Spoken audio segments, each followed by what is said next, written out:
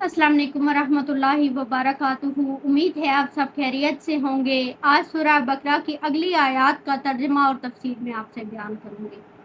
औज़ु बिल्लाहि मिनश्शैतानिर्रजीम, बिस्मिल्लाहिर्रहमानिर्रहीम।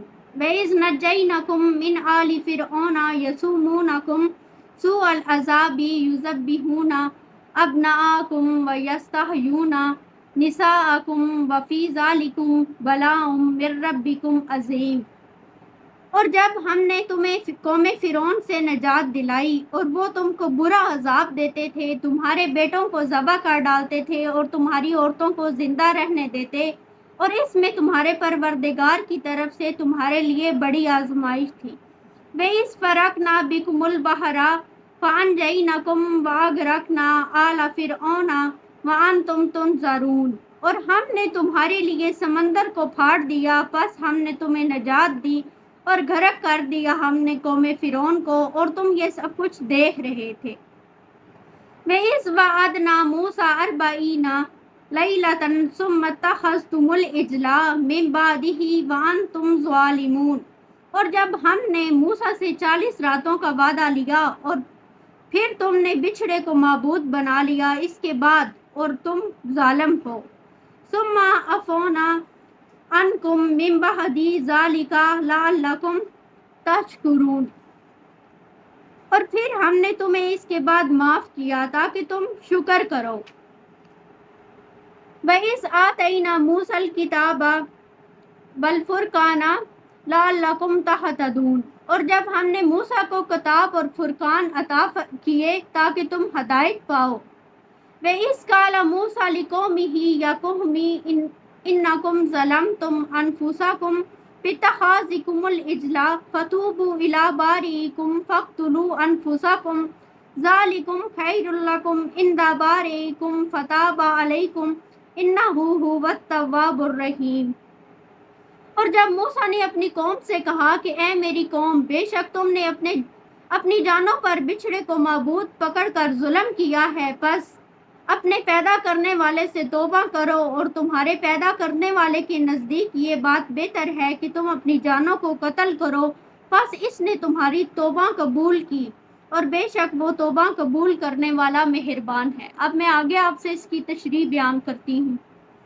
फ़िरौन की मज़ालम से तंग आकर आयत नंबर 50 में अल्लाह ताला ने फ़िरौन का जिक्र किया है। फ़िरौन के मज़ालम से तंग आकर बनी इसराइल ने मिस्र से अपने आबाई वतन शाम फ़लस्तीन हिजरत करने का फ़ैसला किया। हज़रत मूसा अलैहिस्सलाम की क़ियादत में ये काफ़िला बहराए कलज़म या बहराए अहमर के करीब पहुंचा। हज़रत मूसा को अल्लाह ताला ने अपना असे को समंदर में मारने का हुक्म दिया ताकि कौम के लिए रास्ता बन जाए। आप अलैहिस्सलाम ने ऐसा ही किया। इससे समंदर का पानी एक तरफ चला गया। कौमे मूसा समंदर से गुजर गई। पीछे पीछे फ़िरौन अपने लश्कर को ले आ रहा था, वो भी समंदर में उतर गया। अल्लाह ताला ने लहरों को वापस भेज दिया। फ़िरौन और इसका लश्कर बनी इसराइल की आंखों के सामने गर्क हो गया। तो इसके बाद आयत नंबर 51 और 52 में अल्लाह ताला ने फरमाया, इन आयतों में अल्लाह ताला अपना चौथा नाम याद दिला रहे हैं कि बहराए कलज़म के पार उतरने के बाद ज़हूर में आया। अल्लाह ताला ने मूसा अलैहिस्सलाम को कोहे तूर पर अनायत देने के लिए 30 दिन के लिए बुलाया। फिर ये मुद्दत बढ़ाकर 40 दिन कर दी गई। बनी इसराइल ने शुक्र गुजारी के बजाय हज़रत मूसा अलैहिस्सलाम के बाद सामरी जादूगर के कहने के मुताबिक एक बिछड़े को माबूद बना लिया। इस सज़ा में सबको हलाक कर दिया जाता, मगर अल्लाह ताला ने इनके लिए माफ़ी का ऐलान कर दिया। ये बनी इसराइल पर चौथा नाम था।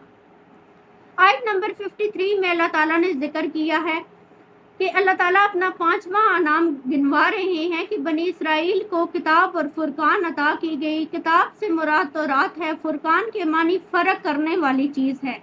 बाज़ उलमा कहते हैं कि इससे मुराद तौरात है। ये तौरात का वस्फ है कि हक़ व बातिल में फ़र्क करती है।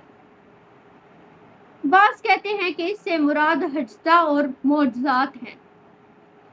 आगे आयत नंबर 54 में अल्लाह ताला ने अपना छठा नाम याद दिलाया है कि इस साला परस्ती की सज़ा तुमको इस सिरे से इस सिरे तक हलाक किया जाता। जब उन्होंने بچھڑے کو معبود بنا لیا تھا تو کوئی بات نہیں تھی، لیکن اللہ تعالیٰ نے چند آدمیوں کے قتل کا حکم دے کر پھر تم کو معاف کر دیا۔ سید قطب شہید فی ظلال القرآن میں بیان کرتے ہیں کہ روایت میں آیا ہے کہ حکم یہ ہوا تھا کہ اطاعت گزار گناہگاروں کو قتل کریں، یہ سزا ان کی ضدی، سرکش اور حد درم طبیعت کے لیے انتہائی مناسب تھی کہ وہ برائیوں سے بچنا سیکھیں اور اپنے گناہوں کا کفارہ ادا کریں۔ پھر اللہ تعالیٰ نے ان کی توبہ قبول فرما لی۔ تو یہ بنی اسرائیل پر اللہ تعالیٰ نے جو ہے اپنے انعامات کا ذکر کیا ہے، جو مطلب کہ 6 انعامات ہو چکے ہیں۔